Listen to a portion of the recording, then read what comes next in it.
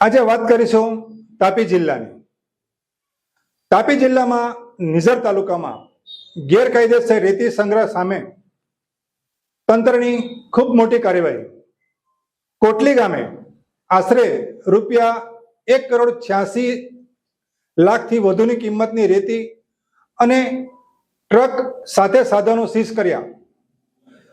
તાપી જિલ્લા કલેક્ટર શ્રી દેવ ચૌધરીના નેતૃત્વ અને માર્ગદર્શન હેઠળ પ્રાંત અધિકારી શ્રી અને સબ ડિવિઝનલ મેજિસ્ટ્રેટ શ્રી તથા ઉચ્છલની સંયુક્ત ટીમ દ્વારા સોમવારે નિઝર તાલુકાના મુજે કોટલી ગામે આવેલ ભાવેશભાઈ પટેલ રેતીની લીઝ પર આકસ્મિક તપાસ હાથ ધરવામાં આવી હતી.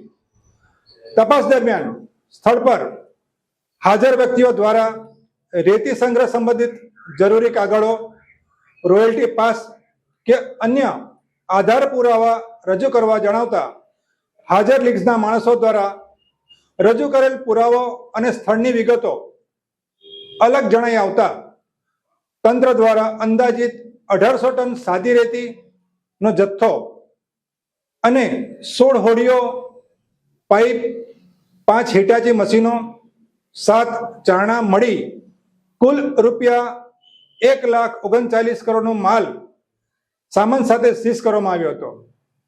લીઝના એરિયાની માપણી કરી લીઝનો કોડ તાત્કાલિક અસરથી બંધ કરવા ભૂસ્તર વિભાગને જાણ કરાઈ હતી. આ ઉપરાંત તપાસ દરમિયાન વિસ્તારમાંથી પસાર થતી રેતી ભરેલી ટ્રક નંબર MH39AC9925 ને રોકી ચકાસણી હાથ ધરવામાં આવી હતી. ટ્રકના ડ્રાઈવર પાસે એક રોયલ્ટી પાસ પર ફરી બીજી વેળા રેતી વહન કરતા જણાઈ આવતા તંત્ર દ્વારા ટ્રક સાથે અંદાજિત 21 ટન સાદી રેતી સીઝ કરવામાં આવી હતી.